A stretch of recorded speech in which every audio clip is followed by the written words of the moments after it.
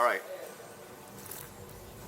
This is just like comedian cars getting coffee, but this is two unfunny guys not in a car talking about electric vehicles. And only one guy has coffee. Yeah.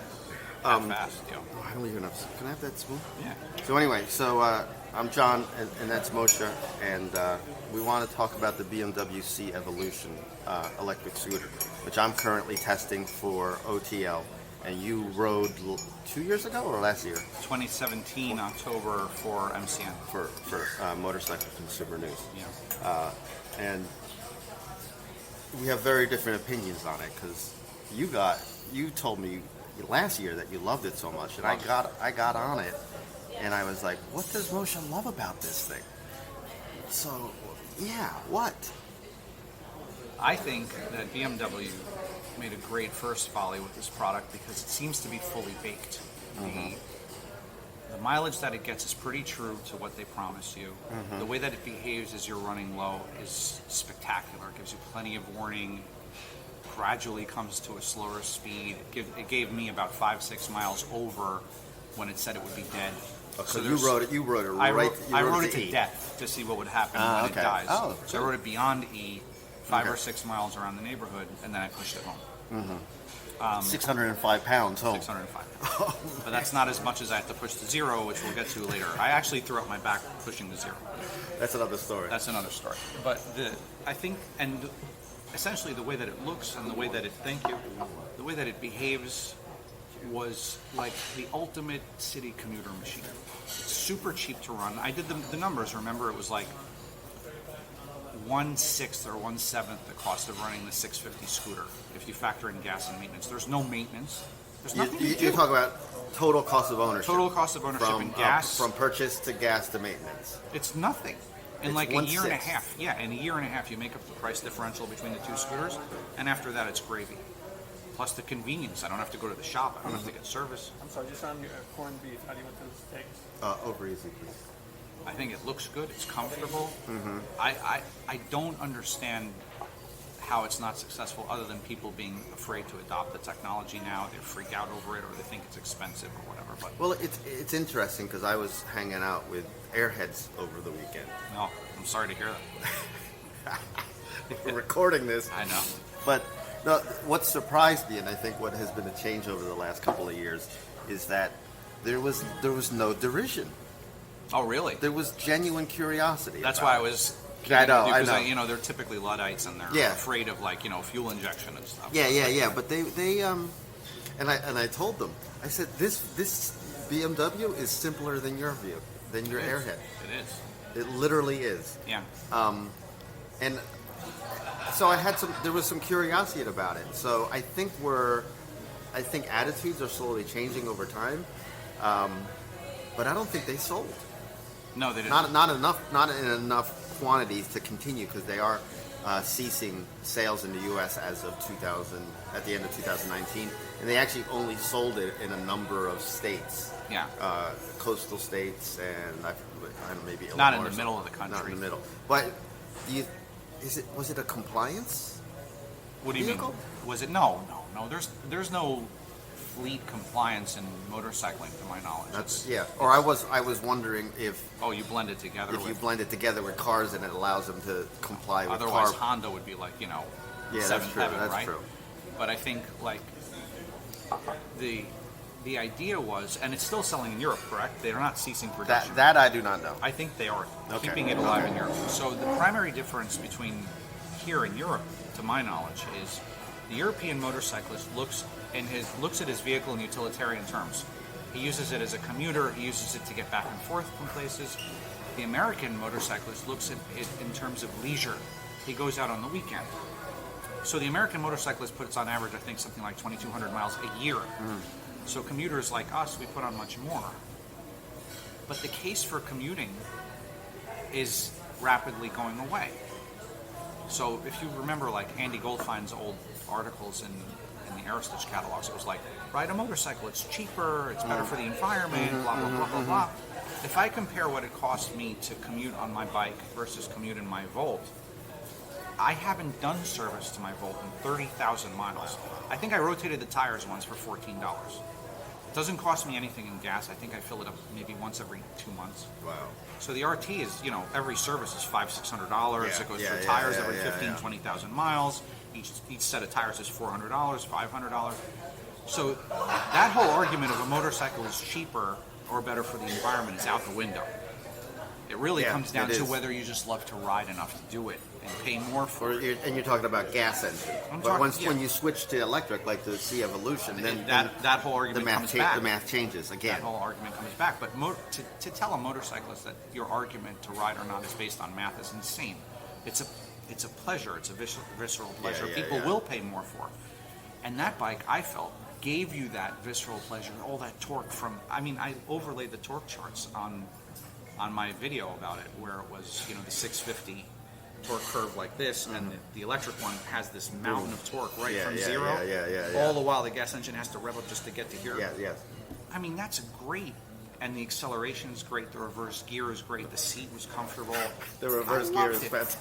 I love the reverse gear. The reverse gear was funny because I told the Airheads I got something that you guys don't have, and, I backed up. Isn't and it they're great? like, whoa, it makes perfect sense. Why not have it? Did you look at the maintenance chart? No, I did not. Look I at did the not. maintenance chart. There's nothing. It- It's empty. It's like make sure that the fasteners are torqued to spec every 20,000 miles. And look at the belt in 50,000 miles or something. It's like, are you kidding me? I don't have to go to the dealer? But 600 pounds, Okay, 600. I think it's 50 pounds more than the regular. 605 pounds. That's a big scooter. But And so do if- you but- feel it? I didn't feel it. Like I say to most people, with a lot of bikes, you feel it from 0 to 5 miles an hour. Okay. Once you go over that, it disappears. Yeah. It's thick.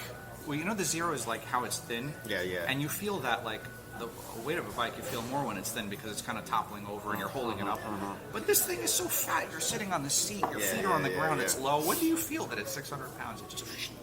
It's gone. It's got reverse, so you don't have It's to got worry about it. reverse. So you pushed it. How far did you have to push it after it ran out of electricity? Okay, so what I wanted to do was I wanted to see what would happen. You're thorough. I give you that. Well, look, the arguments of the people who hate electric vehicles, in my opinion, in my humble opinion, are stupid beyond belief because they're like, oh, look, it'll run out. So will your gas car if you don't get gas when you're supposed to get gas. There was a story just yesterday. I think it was in, don't quote me on this, I think it was in either Phoenix or San Diego. Some guy, they introduced the Tesla Model S to the police force. And that guy Oh, it made all the headlines. it made all the headlines that he had to do a high-speed chase, but he only had 6 miles left in the battery pack, and so he had to call reinforcements. Well, if the dummy was riding a gasoline car with 6 miles left in the gas tank, he'd also have to call There's no argument there. It just gets pressed because it's electric. Anyway, I wanted to see what happened when it died, because they're like, how does it die? What happens when it dies? Okay, so you know what happens when a gas thing dies? The gas light comes on when it has about half a gallon left, and then when the gas leaves, it leaves, and that's it. You don't get anything else. Yes. This guy gives you 3 stages of warnings, if I remember correctly. The dash changes color, it says 15% left. Then it starts blinking faster, 10% left. Then it starts blinking faster, 5% left. And I think, if memory serves, this was 2 years ago, but at 5%, the speed started to drop. So you're twisting the throttle, but it's not getting to 100, it's getting to 40. And it goes slower and slower and slower. Now it's a 0. 0 miles remaining. And the dashboard turns into like a blank. It's like, instead of miles left, it just says giant blank. plug or Which something is what like all that. BMWs do. Gas ones too. If you Yeah. run it to 0, yes, it starts to turn into that a giant warning sign. That So- Windows 95 warning sign. So I just kept it pinned because I was around the neighborhood, and now it was only doing maybe 30. And when 30, 25, a mile or 2 goes by, 20, 15, another mile or 2 goes by. I think I pushed it, if memory serves, 3.5, 4 miles. I could have easily gotten 6 if I wasn't being such a dick about flooring it. Yeah. So I got all this warning, and I got 6 miles beyond 0. Oh. So you'd have to be really Yeah, to not be able to yeah. deal with. Okay. So if you're a city dweller and you're not doing 100 miles at a clip, you're set. You don't have to worry about this. My Yes, commute's if 55 if you're a miles. city dweller, or if you live in a place like around here, where Yes, that's with lots of infrastructure, Yeah. you'd be fine. Another test I did was I took my commute at the time was to go to Philly every day, so straight highway, right? And in the morning, people are doing 80, 90. So the thing topped out at 84 when you floored it when it was fresh. So my test was just floor it and leave it there, because I'm not going to get a speeding ticket because everybody's doing that speed anyway. and I pinned it, and I think it was either 48 or 52, I forgot what. So if you abuse the shit out of it in an unrealistic situation and just leave it floored for the entire time, You'll still get. you're still going to get 52. Wow. And that was in Wow. October, right? It would be worse in the winter, it would be Yeah, better in yeah, the yeah. summer, so like October is not so warm anymore. So the capacity starts to drop. So you were comparing it to the 650 GT? Yeah, All because right. at the time I never rode a Zero before. So you're basically, in your comparison, you're saying, well, if you were thinking about buying a A large 650. large scooter, Yeah. look at this instead. Of course. But do you think other people might have been attracted to the C Evolution had BMW done a better job of promoting it? Would it have been more traditional motorcyclists or even non-motorcyclists, Prius owners, Tesla owners? Do you think they could have been moved to, or maybe not? The marketing, you're a marketing guy, right? Yeah. Okay. The marketing of electric cars and hybrids is atrocious. It's atrocious. Now, how do you really feel? It's fucking atrocious. That's how I feel. Bleep. Sorry. Because they're only telling, if they tell you about it. First of all, let's get to that. There are great electric cars that have never been marketed at all. They just will not show it. And maybe because the dealerships are protesting because they don't get Well, service money. those are the compliance cars They could be compliance cars. because because the manufacturers lose money with They lose everyone they money on sell, it. so they don't want you to buy them. So you're dumping money into development of a car, and then you're not promoting it. And then why is that happening? For example, like my Volt, they didn't market it. Mm-hmm. Show me a Chevy commercial for a Volt in the last 5 years. My wife has a Clarity, which was sold nationwide. Now they just backed it out, and they're only stocking it in California, even though it was the second best-selling plug-in hybrid in the country. 3,000 units a month or whatever. I forgot what it was, but it was enough to put an ad together. Did you ever see an ad, print or TV or radio or anything, for Clarity? I haven't. Yeah. And they spent like $1 billion or whatever developing this car. And you and being an electric aficionado, you would have expected like targeted ads online at least. Well, anyway, Let me continue. dive deeper into it. So now comes the marketing argument. Well, what do we do?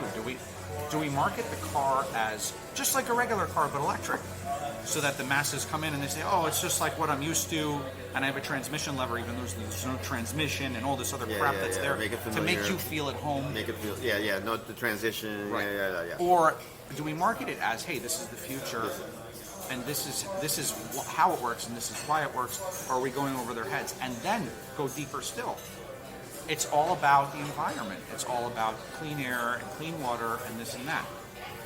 What about the other half of the population? Okay? Thank you. Here comes the food, Joe. Oh, look at this. Thank you I very thought, I much. thought you were getting that thing too. All right, thank you. Okay. I'm going to say something now which I know a lot of people agree with Okay. and is never in a marketing campaign. I drive an electric car because I read an article in the May 2000 edition of Motor Trend, Okay. which was written by, oh God, Wow. I was gonna say, if you know both the issue and the author, that's something. the chief spook under George Bush. I forgot his name. Now it's escaping me. But his article was titled, and I'll never forget it because I've been a car guy all my life, and at the time I had an X5 V8. You know, I had a nice you were car. Yeah. What was Well- it, Lutz, was it? No. The chief, the head of the CIA under Bush at that time, I forgot his name. I forgot. Woolsey. James Woolsey. That's who it was. Okay. James Woolsey. Wow. Title of the article, and it's still available online, was called "If You Hate Bin Laden, Drive a Prius." I was like, what? And I've been reading Motor Trend for 30 years. Why is this guy from the Bush administration writing an article about driving a Prius? Who would want to drive a weenie, shitty, slow Prius? And he gave you an argument. So I'm reading this thing, and it says, look, essentially, the gas station is a cash register for all the Middle Eastern despotic countries that fund all the terrorism that then we have to pay and go to deal with. And it's a vicious circle of we're funding the very activity which we then have to go fight and pay for that too. And it's a cycle. And the light bulb went off. I said, no one had ever explained it to me Thank you. that way before. It was always, oh, drive a Prius because you want good fuel economy, because you care about the trees and the oceans and this and that, and you want to go 0 to 60 in 5 years, and you want to, like, topple over at a slight left turn. Yeah. Well, now, hold on. Is this a way that I can help do my part to not fund those regimes which are evil to us, evil to my relatives in Israel and so on? Well, shit. I took my car, I sold it, and I got a Prius. And then I convinced my dad to get a Prius, and I convinced other people. Thank you. And I was a Prius driver, and then the Volt came out, and I went to... Once you get used to electric, you're into it. Have you ever seen, and of course they won't touch it, with a 10-foot pole. Can you imagine a marketing campaign which speaks to that? Can you imagine all You should put that one together. Wait, can you imagine all the Republicans or right-leaning people who don't buy into this climate stuff? Can you imagine that you're speaking to them for the very first time, that they've never heard this before? You wouldn't believe how many... I plug this Volt in public places, and they come up to me all the time. They're like, the energy from that comes from a coal-fired plant, and on and on and on. And I go, I don't care. And they're like, what? You didn't buy it for the environment? I go, no. I bought it because I don't like giving my money to the House of Saud. I go, oh, what? Yeah. I don't want to give a red cent to the Saudis or to OPEC or to any of those people. Oh my God, I can't believe it. Okay, we got to bring this back to the bike. Yeah. Anyway. But I would love to see you put together a fake commercial for that. If I did A that, fake 30 seconds. no one would play it because they're afraid to touch it. That's awesome. Because it's political. Okay. All right, sorry. All right, so the C I got Evolution. diverted. Yeah. I'll let you eat while I talk a little bit. So, Yeah. So it's a 600-pound scooter with 13-inch wheels, and it handles kind of funny. You get on the thing, and I've got to remember, I was dropping off a 1250 GS, so I was on a traditional big old motorcycle, and I get on this thing, and it's moving all over the place, and I don't have the touring windscreen, so it's down to here. Yeah, I didn't either. On me, and it's just like, I feel like I'm sitting on top of the thing, not in it. not in the thing, Yeah. and it just didn't feel very confidence inspiring at first. I've gotten used to it, and now I do appreciate it's got this weird balance of straight ahead stability. When you're on the highway, it just goes straight. Oh yeah. But the moment you flick it over, or if you're on a country road and you flick it over, because it's got small wheels, it flicks over pretty quickly. It does. I like the drive modes. Yeah. The sail mode, which is no regenerative braking. The dynamic mode, which is like riding a big two-stroke. I mean a V-twin. Yeah. Where every time you roll off, it Maximum regen. maximum To regen. zero. To zero. You can put your feet Yeah, down. yeah, Never yeah. touch the brake. It's one pedal. It's like one pedal One driving. pedal driving. Amazing. What I don't know is if you're doing that and you're decelerating that way, do the brake lights go on? No. So you do have to actively tap the brakes. You do have to act. And that's a stupid omission, and I put that in my video. Stupid omission. And then the left lever is regenerative, right? Both levers slow you down. Yeah. The left one's regenerative. The right one is a traditional disc brake. I think so. I believe so. The left one is wooden. There's no feeling at all in how it operates. It's either on or off, and you can almost feel the motor, like the magnets in the motor, like fighting each other as you press it. Yeah. The right one is not much better. There's really not much feel in that right brake. The other thing, and maybe because it was introduced in Europe in 2014, that it's missing, or again, coming from the GS with the new display, it's completely disconnected from anything. There's no Bluetooth. Yes. There's no connectivity. Yes. I'm going to put this in my review. Yes. The screen looks like a Nokia phone from 15 years ago. I mean, it does a good job of displaying information, but the pixels are huge. It's kind of dim, and it kind of feels dated at this point because it was built in 2014. Yeah. It was designed in 2014. You have the ride modes, but the suspension is pretty primitive. it's the first BMW I've ridden in a while that had a preload spanner underneath the seat, right? No dynamic ESA or anything like that, but understood it's a different kind of, there's a different purpose vehicle. It's not a GS. It's, like you said, it's an urban commuter. But so it's little stuff like that that for me detracted from the overall experience, having come off the more recent motorcycles. I wonder if a person who didn't have that reference point would feel similarly. The fact there's no GPS, there's no... Oh, you can add GPS, actually. You can add GPS. But, so I got used to the handling. I do enjoy it now. You know, I do like coming out of a light and just rolling on it and just like a watermelon seed, getting spit forward. The handling I got used to. Again, you're right. The weight doesn't really matter unless you're walking around, and the reverse gear really helps. The seat was painful after about an hour. Okay. But mine was a comfort seat. Did you have a comfort seat? I don't know if that's a comfort seat or not. Big and fat and cushion. Okay, it may not be the comfort seat. I'll go take a look. But it's interesting that they're right when BMW, the BMW Group is making all these electric strategic goals. Yeah. 15 to 25% electric sales by 2025. Yeah. That Motorrad is pulling their only electric vehicle from the market. So now, so part of my like it doesn't make sense to me is that we've both ridden now the C Evolution and the Zeros. Yeah. And I had completely flipped opinions than you. I really enjoyed the Zero, and you hated it. But again, your issues with the Zero were related to the overheating and the charging, which may have been a sample issue. May have been, but they didn't offer to replace it or anything like that. No, when I told them what was going on, they were just like, "Oh, okay. Well, you know, you're going to have to." I mean, I'll get into that, but I want to touch on something you said, which is very important. You talked about the connectivity. Look, first adopters, by definition, are technically of a product like this are technically savvy people.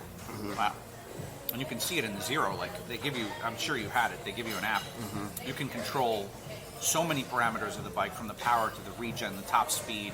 And you could monitor the recharge. You can monitor the recharge. You can monitor the temperature of the motor. You can and you can actually see how much was regenerated and how much money that's worth, and it goes on and on. Yeah. So when you go into the Zero groups, like I had to, in order to see what these people were like and what they were talking about, These people. they're customers. It's like teaming with people, comparing the tech, comparing what their modes are, comparing how much money they save, comparing on and on. It's such a smart thing to do because it gets people to play the game, even when they're off the bike. They're playing a game with your product. They're Now, still BMW is extraordinarily stupid for not having a connectivity on the scooter, because the connectivity software exists in the cars. It exists. If you buy one of their hybrids or whatever, I forgot what they call it, but there's usually on the C pillar there's some badge there, like they're electric vehicles. They have an app, and it has some parameters that you can play with. To not have that on the scooter so that the customers get talking, it was a mistake. Big oversight. Big oversight. Big oversight. Yeah. So This stuff is a cost adder. You want GPS and ESA and all that stuff? Well, yeah. You're already complaining that it's $14,000 for a scooter. Yeah. You want it to be $20,000 for a scooter? No, that's true. That's true too. Does a scooter rider need ESA?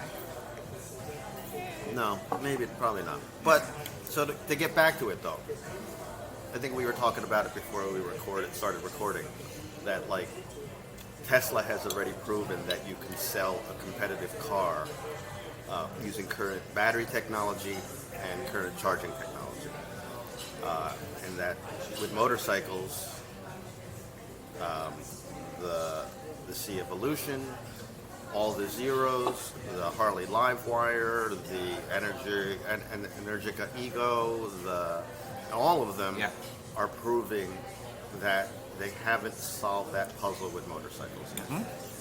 They haven't been able to put a competitive motorcycle on the market. with using, and I think the limiting factor is the chemistry, the battery chemistry. It's not there. It's just not there. It's not there. If you're a leisure rider and you're like, I'm going to go out on the weekend with my buddies, and we're going to go, I mean, is it too much to ask to go 100 miles? And you can't unless you hold your speeds down Yeah. to like, really low levels. You're not likely to, the guys who are buying this now are true early adopters. Early They're like, adopters. I want an electric vehicle. Yeah. Yeah. And I don't care, and I'm going to work around the compromises, whatever they are, and I'm going to sell it to my friends. It's almost like virtue signaling. It's like, They're kind of like it's someone like Ben Rich, yeah, right? He's a real enthusiast. He's a science teacher. He cares about the environment. Yeah. He actually was a EV enthusiast before he became a motorcycle EV enthusiast. Correct. I believe. No. I met him. He's a nice guy. Yeah, he's a good guy. Second guy to cross the country in an electric motorcycle, actually. And that's years ago when the range was really bad. Yeah, yeah. So he really worked hard at it. He really worked hard at it. 14 or 15, I believe. Yeah. But like, so what's your threshold of range and charging requirements where you think an electric motorcycle will finally be able to start getting motorcycle enthusiasts more interested? I have my ideas. I want to see what yours are.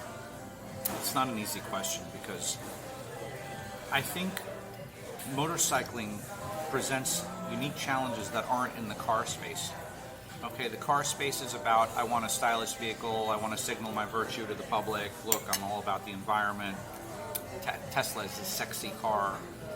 Tesla invests in an infrastructure that makes it easy to own a Tesla. You're not stuck with whatever public charging stations are out there and their shitty speeds and whatever. With a motorcycle, it's like guys who want a visceral thrill. And it's been ingrained in their heads that the vibration, the sound, the feeling is something that electricity is a threat to.